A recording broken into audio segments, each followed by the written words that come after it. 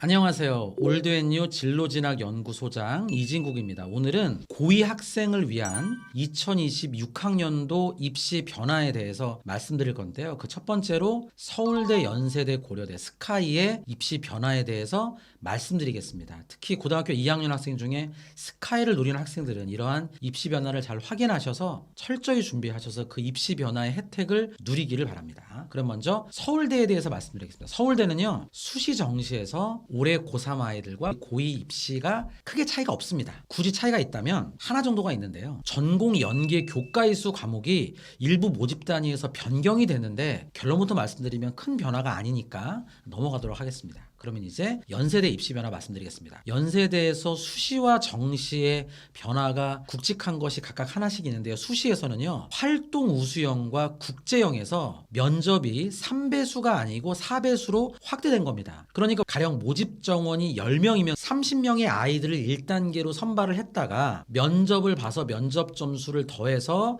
학생을 선발을 하는데 이게 3배수에서 4배수로 늘어났습니다. 그러면 이제 어떤 변화가 생길까요? 우리가 3배수에서는 그래 이 친구는 내신이 조금 부족하니까 좀 우리가 뽑기가 좀 그렇겠다. 면접의 기회를 주기가 그렇다라고 하는데 4배수가 되면 입학수정관이나 교수님들이 이 친구는 역량이 조금 부족할 수 있지만 예를 들어서 그게 내신이 될 수도 있고 학생부 종합전형의 비교과 요소가 될 수가 있는데 그 중에 하나더라도 나머지 장점이 있으니까 좀 면접을 봐야 되겠다라고 해서 면접을 봐서 합격하는 사례가 종종 나올 수 있겠죠. 그래서 내신의 커트라인이 약간은 조금 유연하게 좀 약간 낮아질 수 있는 가능성이 있기 때문에 연대를 준비하는 학생이 혹시라도 작년 합격 점수와 조금 다르더라도 이런 준비가 잘 돼 있다면 적극적으로 지원을 검토하는 것이 어떨까 이런 생각을 하게 되고요. 정시 같은 경우는요, 연대가 서울대 고대에 이어서 정시에서 학교생활 기록부를 이제 평가로 반영합니다. 그런데 연대는 서울대와 달리 어떤 점이 특이하다고 볼 수 있냐면요, 바로 정시 교과 평가를 할 때 이것을 점수로 부여한다는 겁니다. 그래서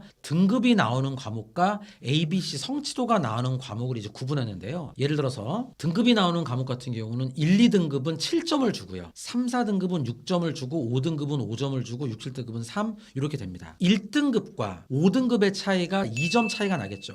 이 2점 차이가 수능의 표준 점수로 활용하면 1점 정도이기 때문에 사실은 그렇게 크지 않을 것이다 라는 것이 저의 예상이고요. 이 부분은 주로 재수생이나 특목 자사 학생들에게 해당이 되겠죠. 그래서 만약에 내신이 5등급이라도 수능으로 충분히 역전할 수 있는 그런 점수니까 이게 들어가긴 하겠지만 엄청 변화가 크다라고 보기는 어려울 것 같습니다. 연대 특징에 대해 알아봤고요. 고대 특징에 대해서 함께 알아보도록 하겠습니다. 고대 같은 경우는요, 수시에 굉장히 큰 변화가 있습니다. 전형별로 좀 말씀을 드리면요, 학생부 교과 전형인 학교 추천 전형이 교과 80에 서류 20이었는데 교과 90에 서류 10으로 교과의 영향력이 늘고 서류의 영향력이 줄었습니다. 이렇게 되면 아무래도 내신의 합격선이 올라갈 공산이 크겠죠. 그리고 계열 적합형의 경우 1단계 5배수를 선발하고 최종에서 1단계 서류 50과 면접 50으로 선발을 했는데 이것이 서류 점수 60, 면접 점수 40으로 들어갔으니까 이제 마찬가지로 면접의 영향력은 좀 줄고 내신의 영향이 커지겠다라고 하는 것이 계열 적합형의 이러한 특징이다라고 말씀드리고요. 가장 큰 또 특징으로는 수능 최저학력 기준이 전반적으로 좀 완화되는 모습이 보였습니다. 예를 들어서 교과 전형인 학교 추천 전형에서 국수 역탐 2개, 3개 합 7이었습니다. 그러니까 탐구를 2과목의 평균을 내서 수능 최저를 계산했다라면 이제는 국수 영탐 1 탐구를 한 과목을 봅니다. 탐구를 한 과목을 잘하고 두 번째 과목을 실수하는 친구들이 있는데 이제는 탐구를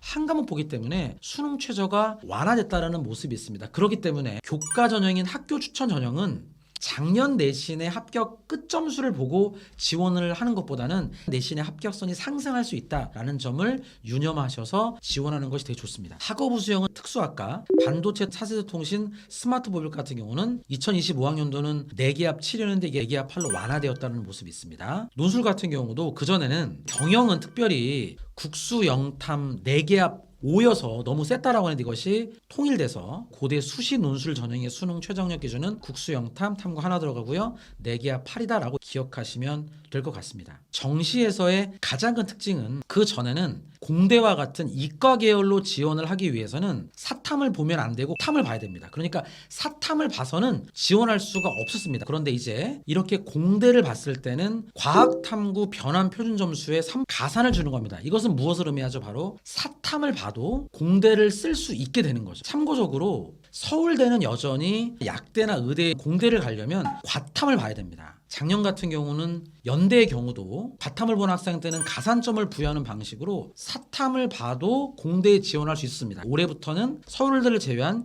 연고대에서는 사탐을 보고도 공대를 지원할 수 있게 되는 거죠. 그럼 아무래도 탐구가 좀 부담이 있는 학생이라든가 탐에 자신이 없는 학생들은 사탐으로 돌아서는 사탐원이 더 늘어날 것이다 라고 하는 것이 예상입니다. 이러한 스카이의 입시 변화를 잘 아셔서 본인의 학습에 적용하고 입시 전략을 짠다면 더 나은 결과가 있지 않을까 이런 생각을 하게 됩니다. 들어주셔서 감사합니다.